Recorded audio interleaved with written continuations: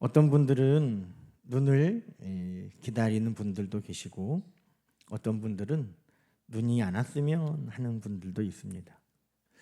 만약에 내가 눈을 기다렸다면 오늘 아침에 눈이 반가웠을 것입니다.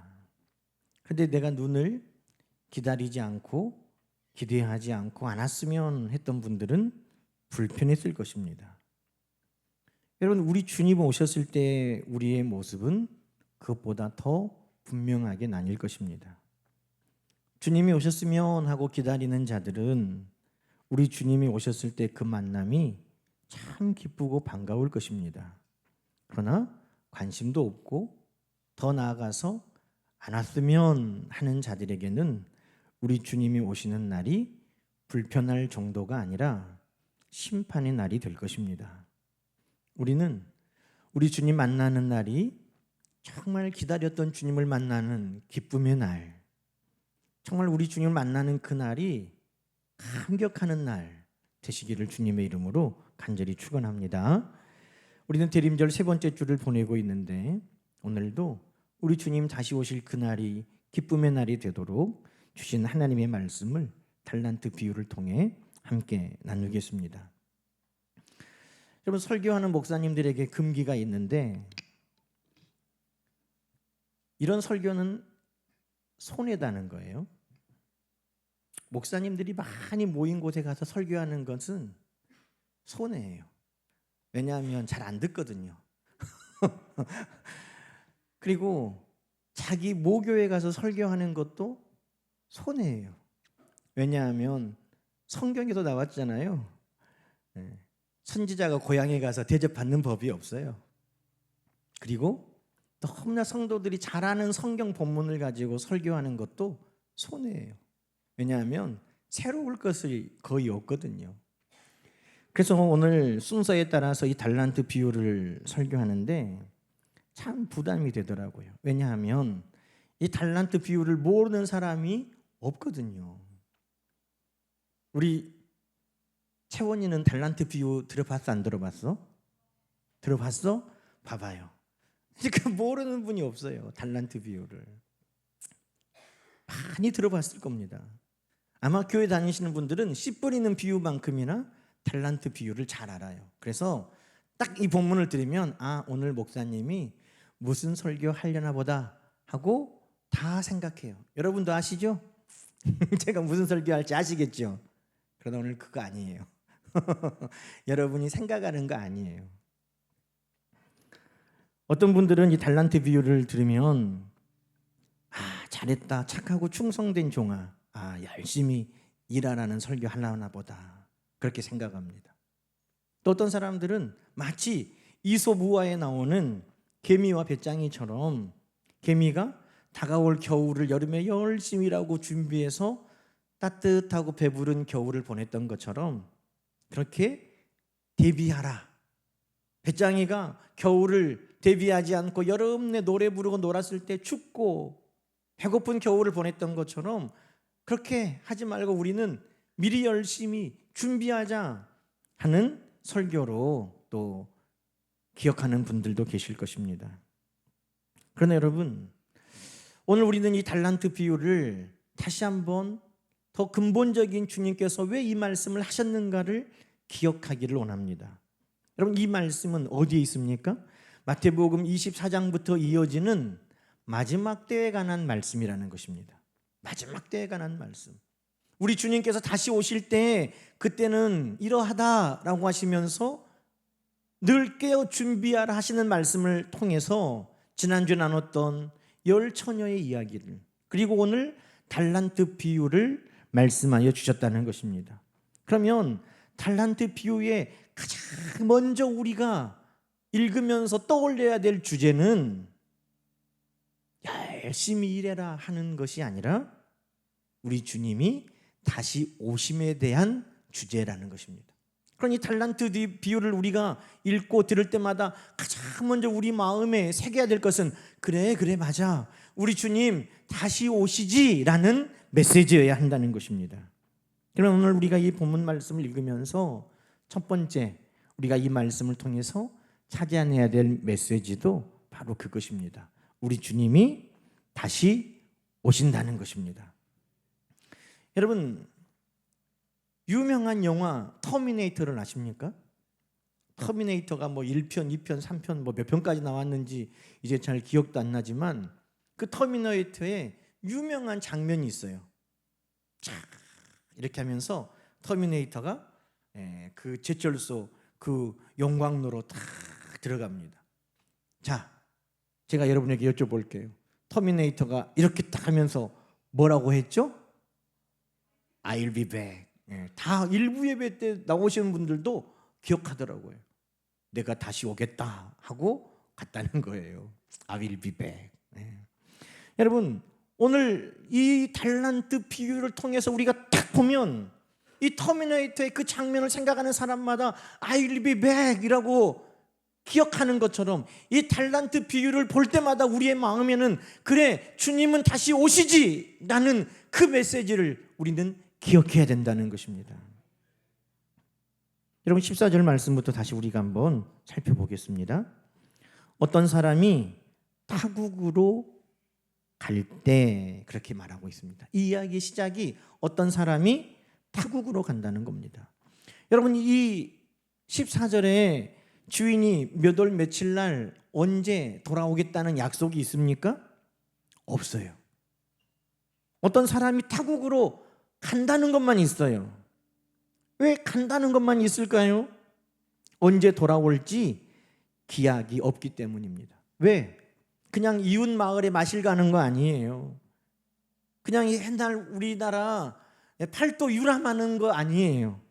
지금 다른 나라로 간다는 것입니다.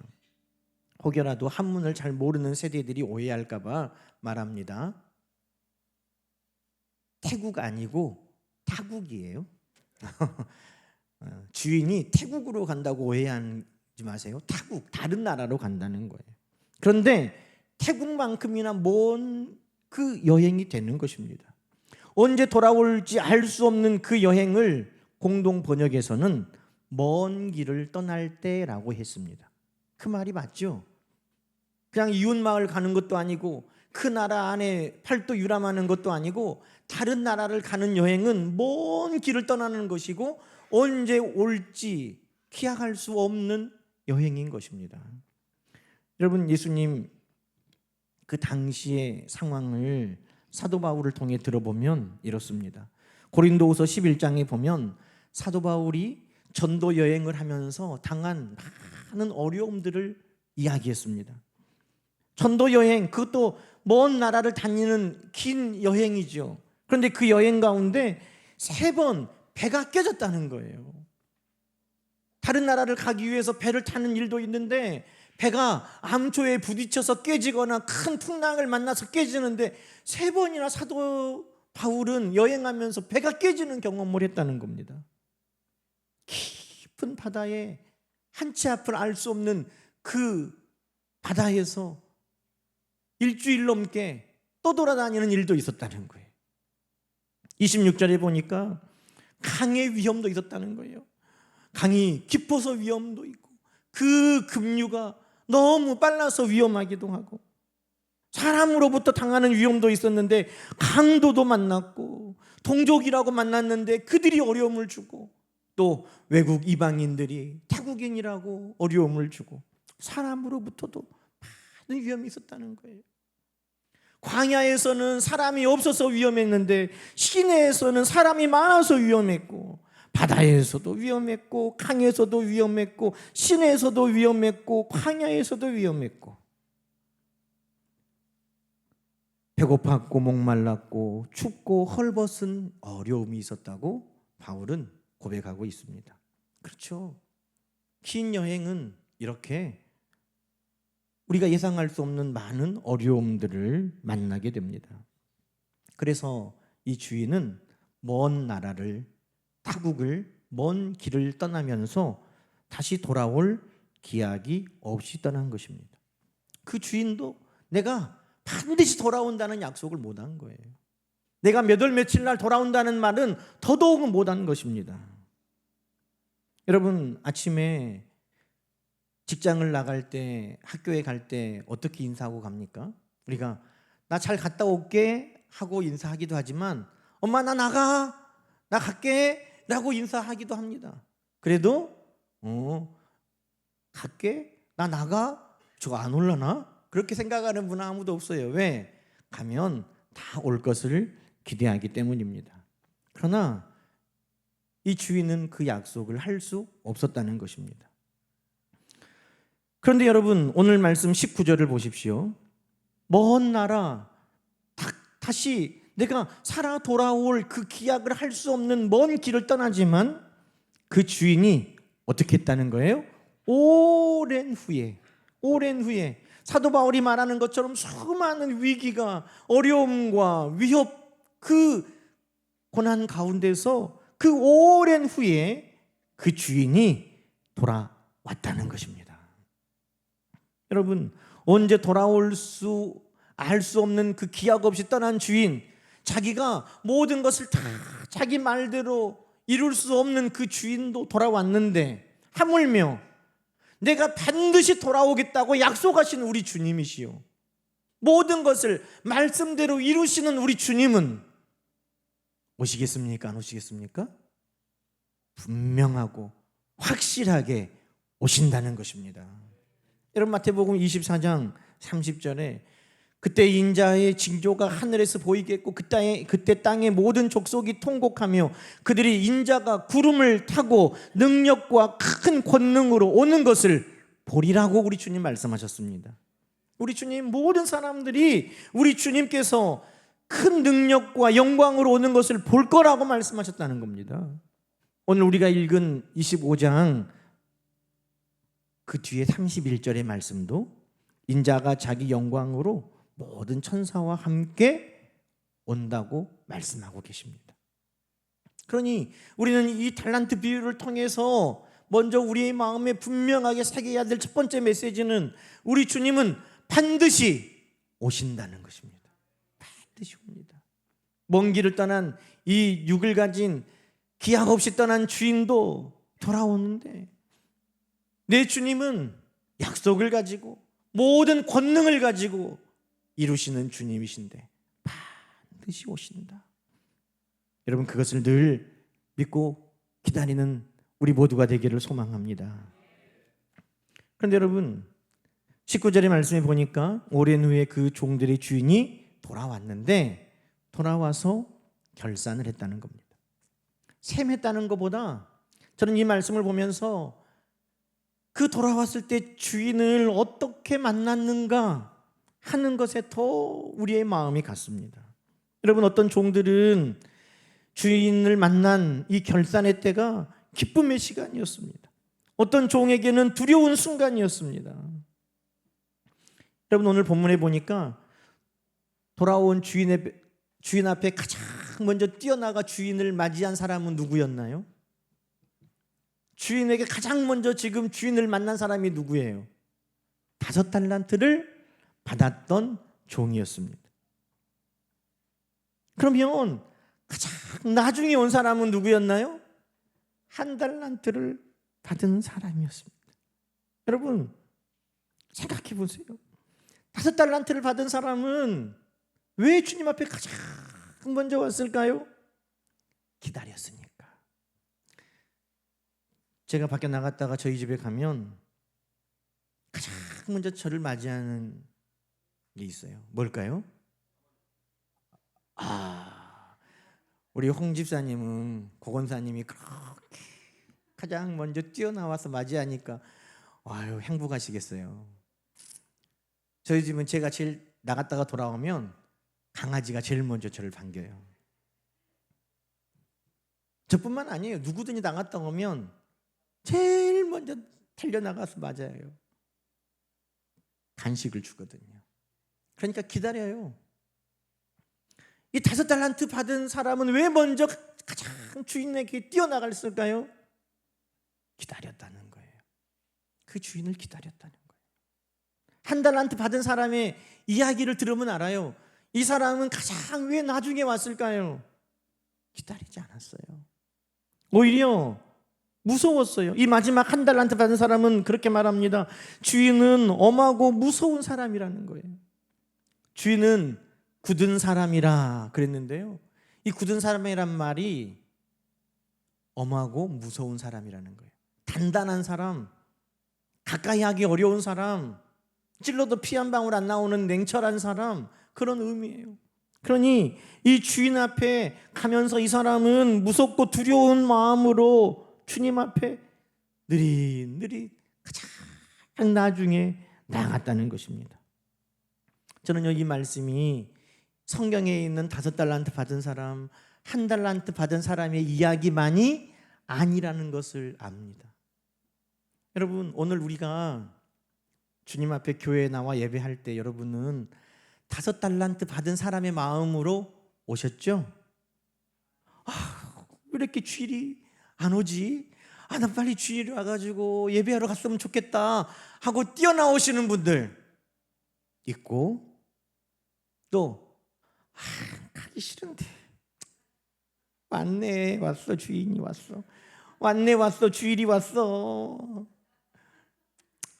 주인이 무서운 분이라 안 가길 수는 없고, 그렇게 오신 분 계실 거예요. 주님이 정말 기다렸던 주님으로, 주일이 정말 기다렸던 주일로 내가 가장 먼저 뛰어가는 사람이 있는가 하면, 나 안 가고 싶은데, 무서운데, 어쩔 수 없고 정말 끌려가는 심정으로 1달란트 받은 사람이 나왔다는 것입니다. 저는 우리가 주님 앞에 나가는 그 마음이 5달란트 받은 사람의 마음이기를 소망합니다. 주일 우리 주님을 만나는 것처럼 우리 주님의 날을 기념하기 위해 모인 우리의 마음도 5달란트를 받은 사람의 마음처럼 예배의 자리에 나올 수 있기를 소망합니다. 여러분, 이 5달란트를 받은 사람이나 2달란트 받은 사람, 1달란트 받은 사람은 다 주인이 올 것에 대해 의심하지 않았어요. 그들이 5달란트, 2달란트 받은 사람은 주인이 반드시 돌아오신다는 것을 믿고, 1달란트 받은 사람은 안 믿었던 차이가 아니에요. 다 믿었어요. 다 주인이 다시 오실 것을 기대했어요. 그래서 심지어 1달란트 받은 사람도 주인이 맡긴 것을 그냥 먹고 마셔버리고 없애버리지 않았어요. 언젠가 주인이 다시 온대, 그때 오면 찾을 것이니까 내가 반드시 그것을 돌려줘야 돼. 그것을 생각하고 묻어놨다는 거예요. 그러니 주인이 올 것이냐 안 올 것이냐로 이 5달란트, 1달란트 받은 사람이 갈려진 게 아니에요. 주님이 오실 것을 믿냐 안 믿냐로 잘했다, 충성된 종아, 이 약하고 게으른 종아 나뉘어진 게 아니라는 거예요. 그 말은 무슨 말입니까? 여러분, 우리 교회 안의 모든 성도들은 다 주님이 오실 것에 대해서 알아요. 그것으로 다 착하고 충성된 종이 되면 좋지만, 알지만 그 중에 어떤 사람들은 간절히 기다림으로 주님 앞에 뛰어나가는 자들이 있고, 알지만 어떤 사람들은 주님이 오시는 것이 기대도 아니고 더 더디 왔으면 좋겠고 그것이 그냥 무섭고 두렵기만 한 자들이 있다는 것입니다. 우리는 주님 오실 그날이 정말 기다려지고 사모하는 날 되기를 소망합니다. 그럼 여러분, 왜 어떠하였기에 주님 오실 날이 사모하여지고 기다려지는 날이었을까요? 그럼 무엇의 차이였을까요? 그것이 더 본질적인 문제 아닙니까? 여러분, 5달란트 받은 사람, 2달란트 받은 사람, 1달란트 받은 사람은 주님 오실 날이 기다려지고 사모하는 더 근본적인 차이를 가지고 있습니다. 그들의 말을 한번 우리가 들어봅시다. 20절 말씀, 5달란트 받은 사람의 이야기입니다. 5달란트 받았던 자는 5달란트를 더 가지고 와서 이르되, 자, 이제 여기부터는 여러분이 한번 읽어보세요. 시작. 주인이여, 내게 5달란트를 주셨는데 보소서, 내가 또 5달란트를 남겼나이다. 이 5달란트 받은 사람이 무슨 마음이에요? 아직 잘 모르겠죠? 자, 그럼 2달란트 받은 사람 이야기를 또 들어볼까요? 2달란트 받았던 자도 와서 이르되, 시작. 주인이여, 내게 2달란트를 주셨는데 보소서, 내가 또 2달란트를 남겼나이다. 무슨 마음이에요? 네? 아직도 잘 모르겠죠? 그러면 1달란트 받은 사람 이야기를 들어보고 한번 비교를 해봅시다. 자, 25절부터는 함께 읽어봅니다. 시작. 두려워하여 나가서 당신의 달란트를 땅에 감추어 두었었나이다. 보소서 당신의 것을 가지셨나이다. 자, 이제 그러면 20절과 22절 그리고 25절의 차이를 한번 보세요. 5달란트 받은 사람, 2달란트 받은 사람은 뭐라고 말해요? 주인이 나에게 주셨다고 기억합니다. 주인이 나에게 주신 것을 기억합니다. 그런데 1달란트 받은 사람은 뭐라고 말합니까?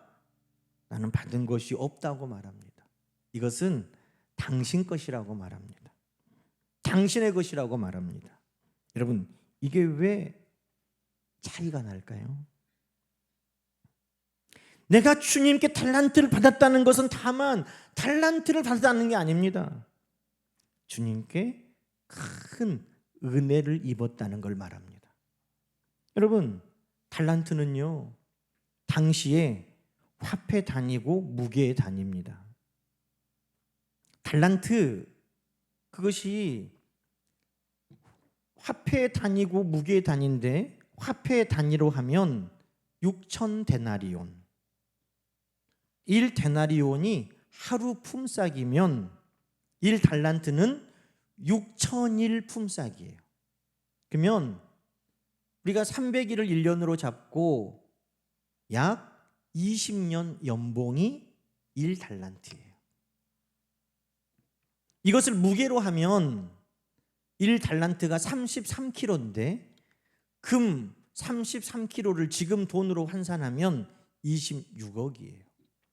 이것이 20년 연봉이든 26억이든 여러분, 그 종에게 주인이 무엇을 믿고 그 큰 돈을 주느냐는 겁니다. 여러분, 다만 주인이 나에게 그 돈을 주었을 때는 돈을 주었다는 것이 아니라 무한한 신뢰를 준 거예요. 무한한 사랑을 준 것입니다. 그 주인이 종을 얼마나 아끼고 신뢰하고 사랑하였으면 자기가 돌아올 수 없는 그 기약 없는 여행을 떠나면서 그 종들에게 그것을 다 주고 떠났다는 것입니다.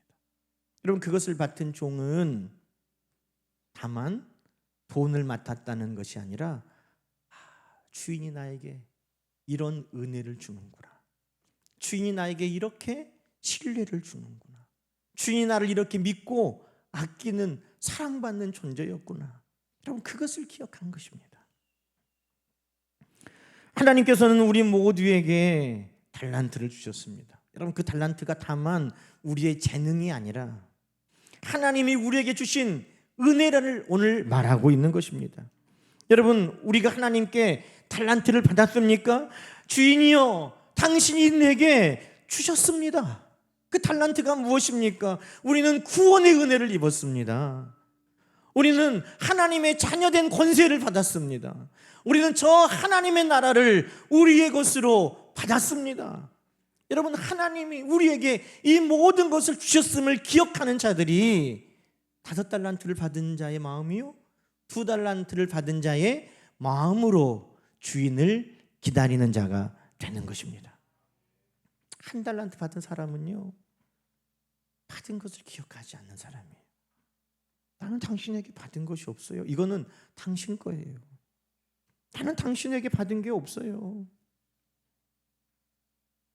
여러분, 우리가 주님 앞에 오늘도 받은 은혜를 기억하고 사느냐, 그렇지 않느냐가 우리가 주님을 어떤 마음으로 기다리느냐의 근본적인 차이를 가져온다는 것입니다. 주님이 나에게 이런 은혜를 주셨는데 그 주님 앞에 내가 얼른 주님 앞에 감사의 영광을 올려드리고 싶어. 그 주님이 얼른 오셨으면 좋겠어. 나는 아무것도 받은 것이 없으니 오시든지 마시든지 나하고는 상관이 없어. 여러분은 어떤 마음에 가까우신가요? 여러분, 이 5달란트 받은 마음으로, 2달란트 받은 마음으로 살았던 한 사람이 성경에 나옵니다. 그가 바로 사도 바울이었습니다. 사도 바울은 디모데전서 1장에 이렇게 이야기하고 있습니다. 내게 맡기신 바 복되신 하나님의 영광의 복음을 나는 기억하고 있다는 것입니다. 하나님의 영광의 복음을 나에게 맡기셨다는 거예요. 마치 달란트를 그 종들에게 맡긴 것처럼 하나님의 영광의 복음이 나에게 맡겨졌는데, 여러분, 하나님의 영광의 복음은 뭡니까? 죽을 수밖에 없는 죄인인 내가 독생자 예수 그리스도의 십자가로 말미암아 죄 사함을 얻은 복음이요, 죽을 수밖에 없는 내가 영원한 생명을 얻은 복음이요, 사단의 종되었던 내가 이제는 하나님의 자녀로 영원하신 하나님의 나라에 갈 수 있다는 복된 소식인 것입니다. 이것을 우리 모두가 5달란트 받은 자처럼, 2달란트 받은 자처럼 이 복된 소식을 우리 모두가 다 받았다는 것입니다. 그래서 사도 바울은 12절에 말합니다. 우리 주께 내가 감사함은 나를 충성되게 여겨 내게 맡기셨다는 것입니다. 나를 충성되게 여겨. 마치 그 종들을 그 주인이 얼마나 충성되게 여겼으면 수십억 수백억을 그 종에게 맡기느냐는 거예요. 오늘 하나님이 우리를 부르심은 그와 같은 은혜라는 것입니다. 13절에 바울은 말합니다. 나는 그런 은혜를 받을 만한 자가 아니라는 거예요. 나는 비방자였습니다. 예수 믿는 사람들을 비방했습니다. 박해자였습니다. 예수 믿는 사람들을 끌어다가 핍박하는 자였습니다. 폭행자였습니다. 예수 믿는 자를 심지어 돌로 쳐 죽이는 데 앞장섰습니다. 그런데 그런 나를 우리 주님의 풍성하신 사랑이 나를 오늘 이 복음을 맡은 자 되게 하여 주셨다는 것입니다.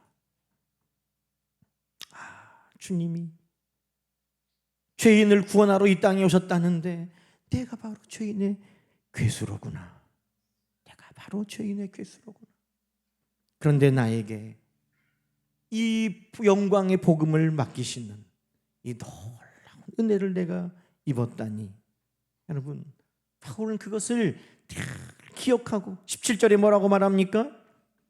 영광의 왕 곧 썩지 아니하고 보이지 아니하시는 하나님, 우리 주님이 썩지 아니하시고 보이지 아니하시고 홀로 하나 되신 하나님, 그분이시니 존귀와 영광이 영원 무궁토록 주님께 있기를 원한다는 것입니다. 할렐루야.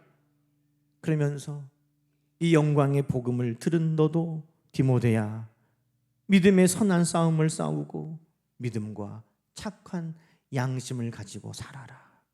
무엇이 믿음의 싸움을 싸우고 선한 일을 행하고 사랑하게 만든다는 겁니까? 죄인인 나에게 이 영광의 복음이 주어졌다. 내가 비방자요, 박해자요, 폭행자였던 내가, 죄인의 괴수였던 내가 우리 주님 앞에 이 놀라운 은혜를 입었다 하는 것이 이 5달란트, 2달란트 받은 자의 마음으로 바울을 살겠다고 성경은 우리에게 말씀하고 계시는 겁니다. 사는 여러분, 날마다 우리는 어떤 마음으로 삽니까? 하나님 앞에 나도 감당할 수 없는 큰 은혜를 입었다는 마음으로 그 은혜를 기억하면서 감사하면서 우리 주님 앞에 영광을 돌리면서 살아갑니까? 그러면 우리는 5달란트 가진 자의 마음입니다. 그러다 보면 모든 것이 은혜인 걸 깨달아져요. 주님이 나에게 구원의 은혜를 주셨고, 주님이 나에게 자녀된 권세를 주셨고, 하나님의 나라를 주셨을 뿐만 아니라 주님이 나에게 사랑하는 가족도 주셨고, 주님이 나에게 사랑하는 교우들도 주셨고, 나에게 주의 몸된 교회를 주셨고, 주님이 나에게 직장을 주셨고. 여러분, 그러다 보면 내가 받은 은혜가 한두 개가 아닌 거예요. 그러면 5달란트를 받은 자가 되고 10달란트를 받은 자가 되는 것입니다. 그런데 단 하나의 마음, 나는 아무것도 받은 게 없어. 나는 주님 앞에 아무것도 받은 게 없어. 주님 나에게 뭐 해주셨느냐? 그것을 다 잃어버리는 자는 곧 한 달란트 받은 것도 묻어버리고 주님 앞에 책망받는 자가 된다는 것입니다.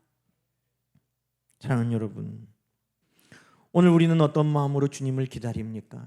그것은 주님을 오시냐 안 오시냐 아는 것으로 해결되는 문제가 아닙니다. 우리는 다 압니다. 그러나 어떤 마음으로 기다리냐의 차이라고 주님은 오늘 우리에게 말씀하는 거예요. 그리고 그 기다리는 차이는 내가 얼마나 주님께 갚을 수 없는 큰 은혜를 입었는가를 날마다 기억하고 살았느냐에서 오는 것이라고 이야기하고 있습니다. 사랑하는 여러분, 우리 주님 오실 때까지 우리는 주님 앞에 받은 은혜, 셀 수 없는 은혜, 갚을 수 없는 은혜를 다 기억하면서 살아갈 수 있기를 소망합니다. 그 은혜를 깨달으면 깨달을수록 우리는 더 많은 것을 남기게 될 것입니다. 이것도 주님이 주셨구나, 이것도 주님이 나에게 맡기셨구나. 그것을 깨닫는 것이 더 많은 달란트를 남기는 것입니다. 오늘 우리 주님께 받은 많은 달란트로 더 많은 감사, 더 많은 기쁨을 우리 주님께 돌려드리는 착하고 충성된 종들, 주인의 기쁨에 베풀어 주신 잔치에 다 참여하는 종들 되시기를 주님의 이름으로 간절히 축원합니다. 함께 기도하십시다. 하나님 아버지, 감사합니다. 우리 주님 오실 것을 교회는, 성도는 다 압니다. 그러나 그 받은 은혜가 얼마나 큰지를 깨닫고 감사하는 이들이 있는가 하면 나는 아무것도 받지 못했다고 원망하는 이들도 있습니다. 주님, 나는 어떤 마음으로 오늘 주님을 기다리고 주님 앞에 설 것인지 오늘 이 말씀을 통해 주님, 우리의 모습을 돌아보게 하여 주옵소서.